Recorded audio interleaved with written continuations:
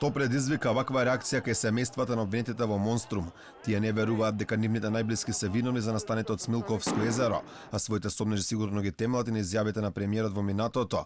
Во своите опозицијски денови Зоран Заев говореше дека имало друга вистина за овој случај. Со обелоденувањето на вистината за Смилковското езеро или проектот на владата Монструм, како што го нарекува со кривичната пријава, ќе обелодени и болна вистина.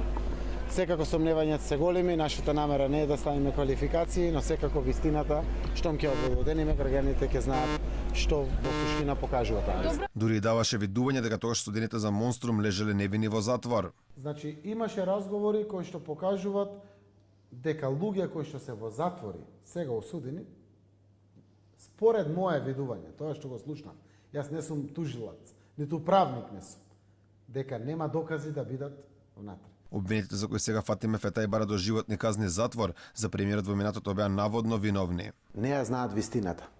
Ни оние кои што се наводно виновни за овој процес, за убиствата, велам наводно заради тоа што јас не верувам дека е така. И тие не веруваат, и ја барат вистината, трагат по неја.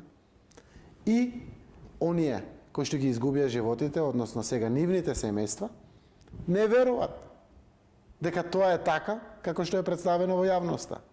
И тие трагат по вистината. Револтот кај оние кои протестираа сигурно стана уште поголем од како Заев, како да заборави што зборувал предходно. Ако имав лице да посочам, 2015, 2016, 17, 18, 19, 20 и 21 ќе ги посочам. Никогаш не сум спомнал друго лице да посочам директно јас дека е винен.